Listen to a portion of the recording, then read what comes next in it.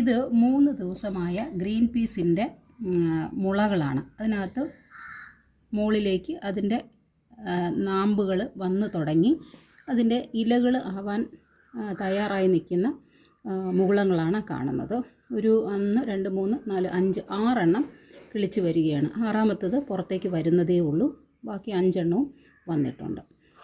അപ്പോൾ ഇങ്ങനെയാണ് ഗ്രീൻ പീസിൻ്റെ മുകുളങ്ങൾ വരുന്നത്. ഇത് 3 ദിവസം മാത്രമേ ആയിട്ടുള്ളൂ. മാറ്റി നടാൻ ഈ ഗ്രീൻ പീസ് അല്ലെങ്കിൽ പയറുവർഗ്ഗങ്ങളൊക്കെ നമ്മൾ ചെറിയ വിത്തുകളാണല്ലോ, അത് കുതിർന്നിങ്ങനെ മുകുളങ്ങൾ വന്നു കഴിയുമ്പം ഇലയാകുന്നതിന് മുമ്പ് തന്നെ നമ്മൾ മാറ്റി ഇളക്കി നടേണ്ടതാണ്.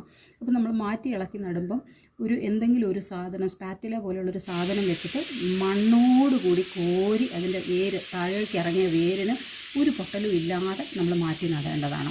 ഇനി ഇത് ഇല വരുന്നത് വരെ കാത്തിരിക്കാൻ പാടില്ല. ഇത് വലിയൊരു പോട്ടിലേക്ക് നമുക്ക് ഉടനെ മാറ്റി നടേണ്ട സമയമായി. ഇല വന്നു കഴിഞ്ഞാൽ എൻ്റെ അനുഭവം കൊണ്ടാണ് പറയുന്നത്, കൃഷിയുടെ രീതികൾ അങ്ങനെയാണോ എന്നെനിക്കറിയില്ല. ഇല വന്നു കഴിഞ്ഞാൽ ടെൻഡറായിട്ടുള്ള, അതായത് കട്ടി കുറഞ്ഞ ഇലകളുള്ള തണ്ടും വേരുകളുമുള്ള ഇപ്രകാരമുള്ള ചെടികൾ നമ്മൾ ഇലയൊക്കെ വന്നതിന് ശേഷം മാറ്റി നട്ടതുകൊണ്ട് കാര്യമില്ല, പെട്ടെന്ന് ഉണങ്ങിപ്പോകാനേ സാധ്യതയുള്ളൂ. വേര് ഇഴകി നിൽക്കുന്ന ആ സമയത്ത്, ഇറങ്ങി തുടങ്ങുന്ന ആ സമയത്ത് ഇത് മൊത്തത്തിൽ മണ്ണോടെ ഇളക്കി ഒരു 5 തൈയൊക്കെ ഒരു വലിയ പോട്ടിനകത്ത് നിൽക്കും. ഇളക്കി നമ്മൾ പോട്ടിലേക്ക് മാറ്റേണ്ട ഒരു സമയത്തിലാണ് ഇരിക്കുന്നത്. അപ്പോൾ പോട്ടിലേക്ക് മാറ്റുമ്പോൾ മറ്റൊരു വീഡിയോ ആയിട്ട് ഞങ്ങൾ വരുന്നതായിരിക്കും.